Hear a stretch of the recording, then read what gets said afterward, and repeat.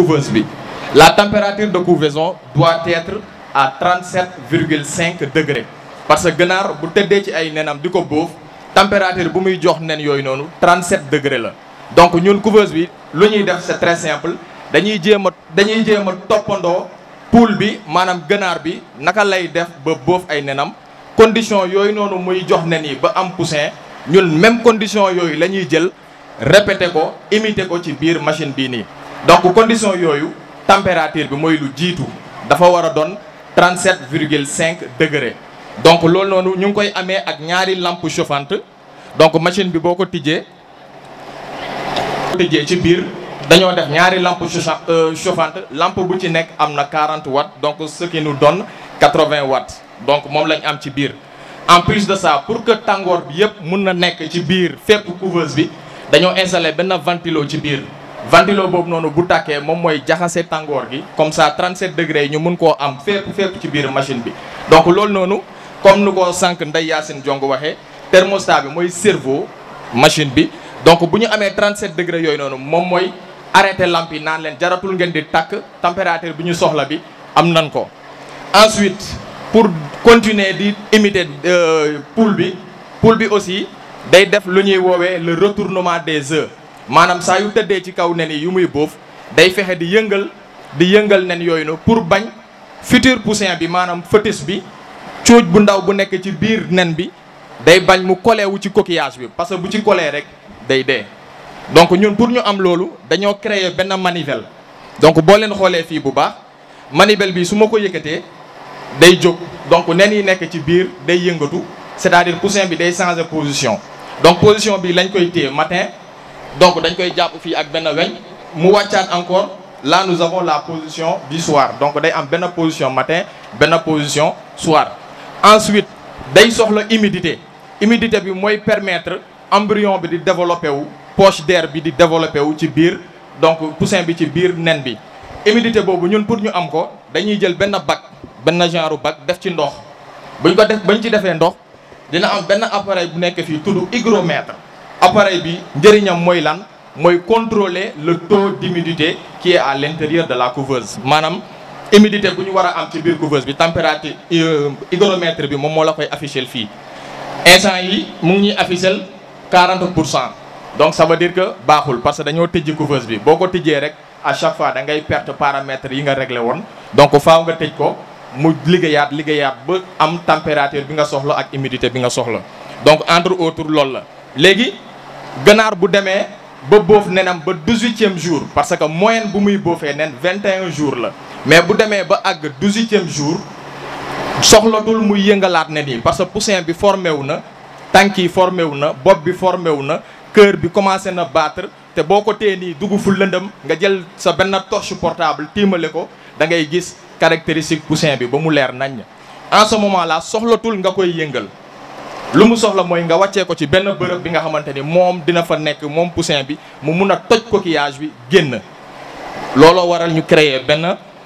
éclosoir fii munoon nañ ko remplacer par benn panier mais yàqul dara nen yooyu noonu bu ñu demee ba am 18 jours ci ñaari alvéoles yi fii dañ leen di wàccee fii nii après fii la ñuy tojee génn donc loolu mooy utilité couveuse bi. donc couveuse bi lan moo tax ñu créer ko c'est tout simplement pour rentabiliser l'éleveur parce que couveuse bi boo ko amee bii couveuse bi par exemple capacité 100 nen lay jël njëriñam mooy tey jii boo yoroon ganaar nga bàyyi ko mu nen pendant 2 semaines mu tëdd di bóof nen yi da koy nen pendant 21 jours su paree 21 jours yooyu noonu mu am ci ay poussins foog mu élever leen au moins 2 mois gàtt au moins 2 mois mu door a dem ñu tëbbuwaat ko pour mu mun a nenaat donc ce qui fait que dans l'année boo calculer mënul nen lu ëpp ñeenti yoon. te boo def élevage pour am ci rentabilité am ci xaalis bu dee da ngay bàyyi ganaar yi di nen ñoom seen bopp di ko bóof ñoom seen bopp doo teel a am ay poussin donc doo teel a jaay doo teel a am xaalis. machine bi boo ko amee utilité bi nan la ganaar bi saa yu nenee ba matal par exemple 2 semaines mu man 10 12 15 ça dépend moment bu muy commencé bóof moment boobu ngay récupérer nen yi ci loxoom dugal ko ci biir machine bi liggéey. bóof nen yi à la place de la poule pendant ce temps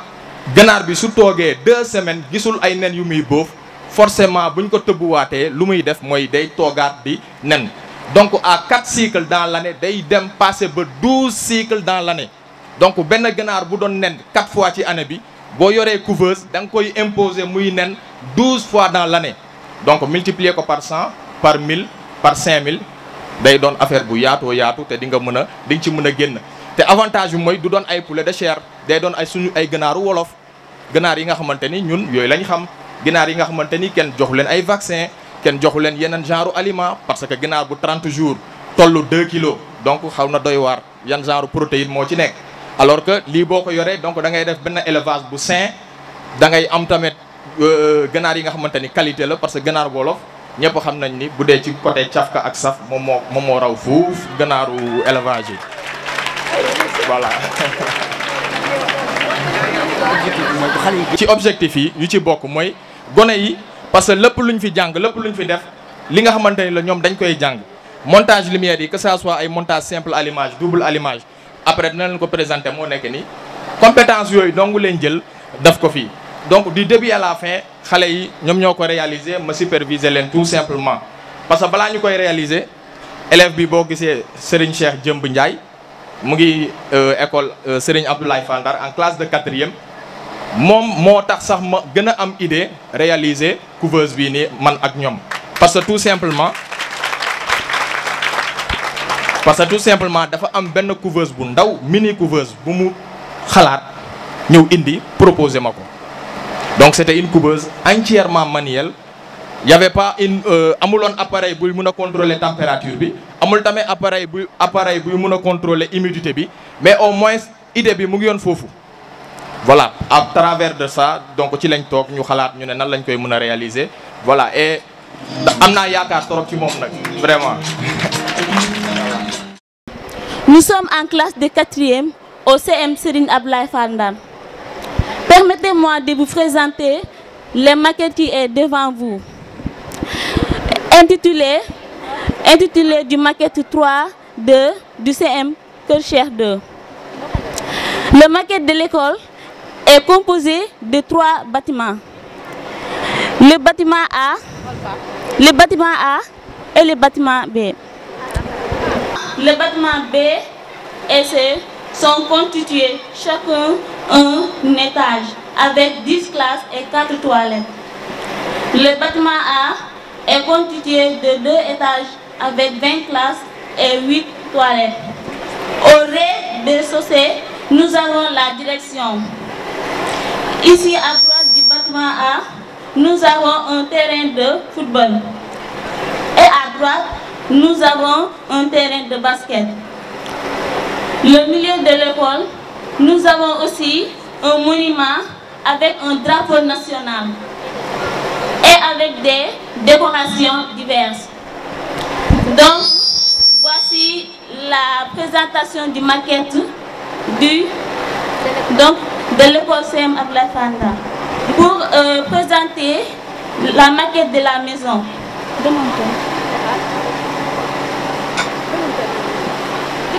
Voici la première partie, est composée de 4 chambres avec le salle de bain.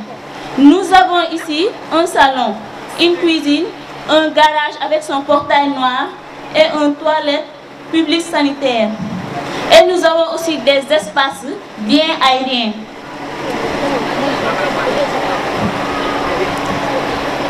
Ici, c'est la deuxième partie, c'est-à-dire l'étage. Est formé de 3 chambres, dont les 2 chambres sont constituées chacune une salle de bain. Nous avons ici un salon, un balcon et une vaste couloir. Et enfin est terminé par un terrain. Donc, voici la présentation de maquettes que nous avons créée pendant un mois. Pour la réalisation et l'importance de maquette, je donne la parole à Aïchatou Boy.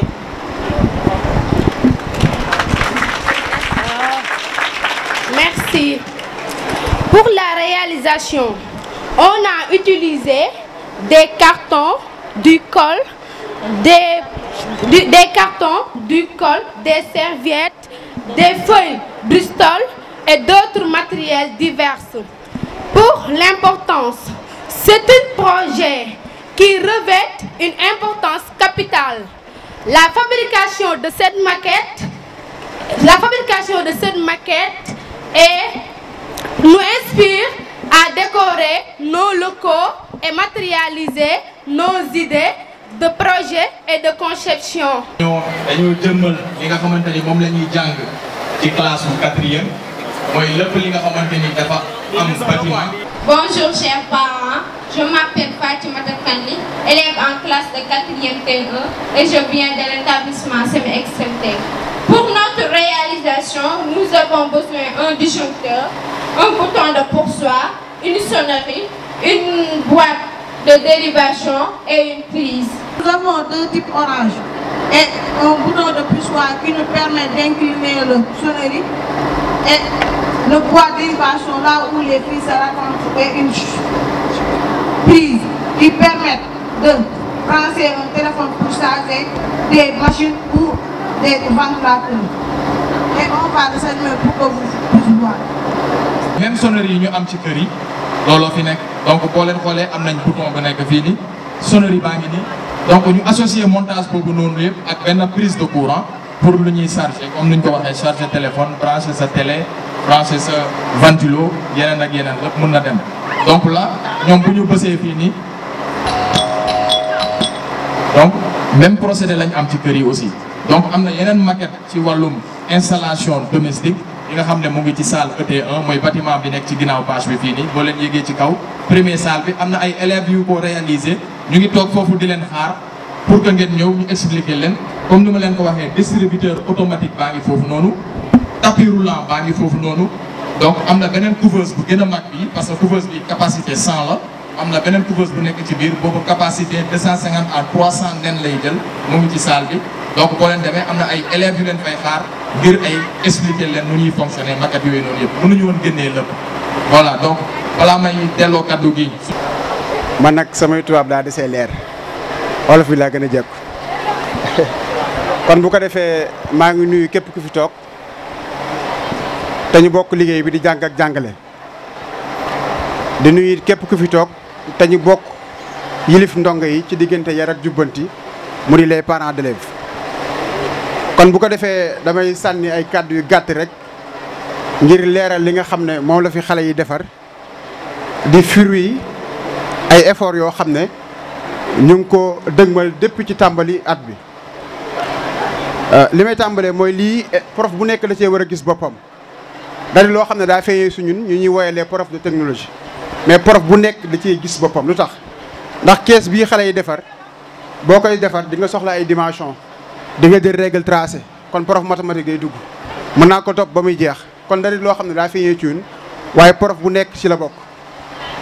li ma ci bëgg a leeral mooy suñu réew mii ñu nekk di Sénégal dafa am ñaari perception yoo xam ne dañ ko def suñu bopp mooy pour nga defar dara maanaam réaliser dara lu taxaw il faut nga nekk mag moo ci njëkk pour nga am dara il faut nga nekk mag chaque jour moo wax xale yi kon lii dafa bokk ci loo xam ne day weddi loolu du dëgg ndaxte yàgg nañoo wax ne montre bi nga xam ne ñun ñoo koy takk fi Sénégal xale yi nga xam ne ñooy jàng wax ci chinois yi ñoom ñoo koy defar suñu réew yi ñu nekk it mënuñoo am indépendance économique mukk te bu dee layset bi nga xam ne dañ koy wotoo sax buñ ko soxlaa sax dañ koy jënd ci bitim réew ma waxaat ko layset bi nga xam ne ñu ngi koy wotoo bii ci tamit jar ñetti dërëm bitim réew lañ koy jëlee di ko indi fii ak puso ak poobar monsieur Yok merci kon loolu dafa war a dakk ndax suñ njàng mi boo koy seetlu ba seetlu dari jàng moo xam ne njàngum ndugg la comme ni ngay toggee ceeb dem jënd jën jënd jaxatu jënd carotte jënd supame daal di teg lépp ci table bi su njàng mi nag boo xoolee foofu la toll kon il est temps ñu indi njàng bi ci togg maanaam réaliser des choses yoo xam ne sont concrètes mooy lii kon dañ koy def pour ibbi xelu xale yi ci conception ak réalisation cameraman bi léegi dama ko dégg mu ne njàng mi changé na ndax lii boo demee université nga koy jàng c'est vrai